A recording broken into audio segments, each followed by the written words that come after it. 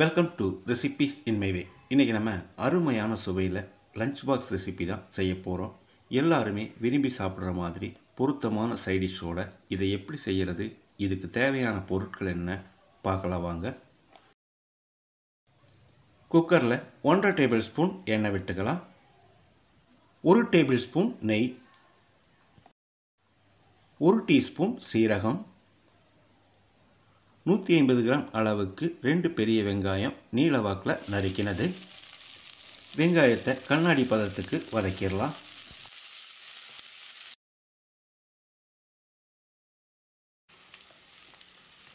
வெங்காயம் இந்த அளவுக்கு வதங்கினதே போதும்.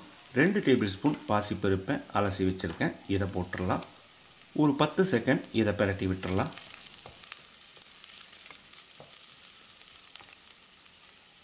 இப்போ இதோட 3 பச்சை மிளகாய் நீளவாக்கில் நறுக்கினது, 1 டேபிள் ஸ்பூன் இஞ்சி பூண்டு விழுது சேர்த்து பச்சை வாசனை போகிற அளவுக்கு ஃப்ரை பண்ணிக்கலாம்.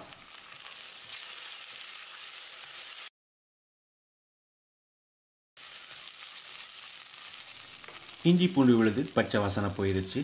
கொஞ்சமாக புதினா இலை, அதே அளவுக்கு மல்லி இலை, 1/2 டீஸ்பூன் மஞ்சள் தூளையும் சேர்த்து ஒரு 10 செகண்ட் பிரட்டி விட்டுடலாம்.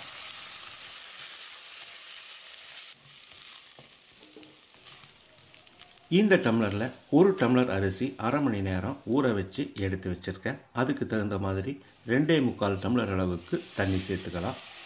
நீங்கள் எப்பவும் சாதத்துக்கு எவ்வளோ தண்ணி வைப்பீங்களோ அதை விட ஒரு 1/2 கிளாஸ் அளவுக்கு அதிகமாக வச்சுக்கோங்க. கொஞ்சம் குழஞ்ச மாதிரி இருந்தால் தான் இது நல்லாயிருக்கும். 2.5 டீஸ்பூன் அளவுக்கு உப்பு சேர்த்துக்கலாம். இப்போ ஊற வச்சுருந்த அரிசியை சேர்த்துடலாம். அரிசியோட அளவு 300 கிராம்.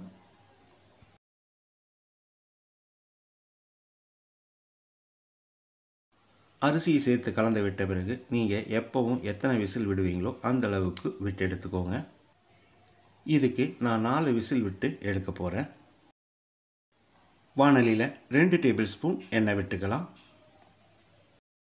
1 டீஸ்பூன் கடுகு,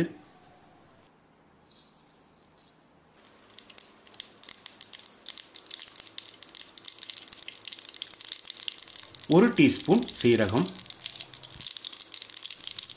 கொஞ்சமாக கருவேப்பிலை,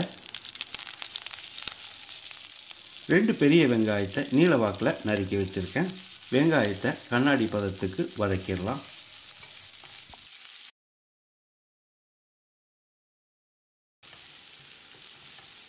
வெங்காயம் நல்லா வதங்கிருச்சு. இதில் 200 கிராம் அளவுக்கு தக்காளியை நறுக்கி வச்சுருக்கேன், இதை போட்டுடலாம்.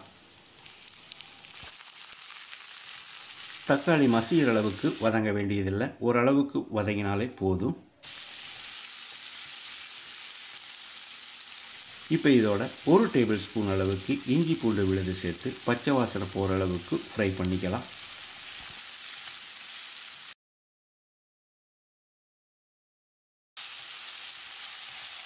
இஞ்சி பூண்டு விழுது பச்சை வாசனை போன பிறகு 1/2 டீஸ்பூன் மஞ்சள் தூள்,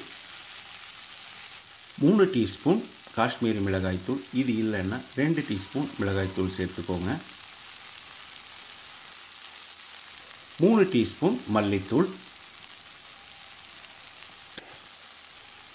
அளவான தீயில ஒரு 10 செகண்ட் பிரட்டி விட்டுடலாம்.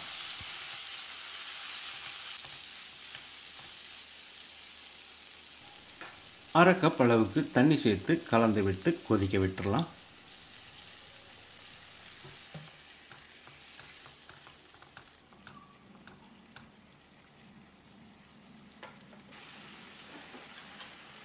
இது நல்லா கொதித்து வந்துடுச்சு. இதுக்கு தேவையான அளவு உப்பு சேர்த்துக்கலாம். நான் 2 டீஸ்பூன் உப்பு சேர்க்குறேன், பத்தலைனா மறுபடி கூட போட்டுக்கலாம்.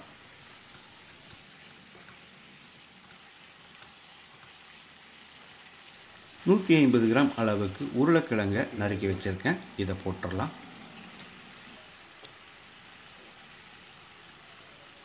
இரநூறு கிராம் அளவுக்கு முட்டைக்கோசையும் பொடியாக நறுக்கியிருக்கேன், இதையும் போட்டுக்கலாம்.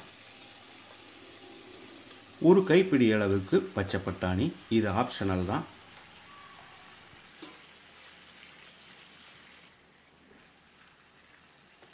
காய்கள் வேகிறதுக்காக ஒரு 1.5 கப் அளவுக்கு தண்ணி சேர்த்து மூடி வச்சு வேக விட்டுறலாம்.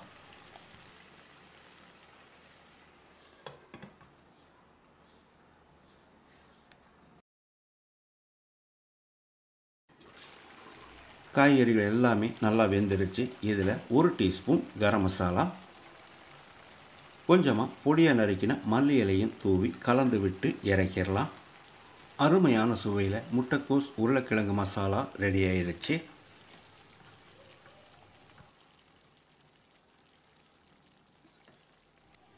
நாலு விசில் வந்து ப்ரெஷர் அடங்கிருச்சு. மணக்க மணக்க அருமையான சுவையில் நம்மளோட பாசிப்பருப்பு கிச்சடி ரெடி ஆயிருச்சு.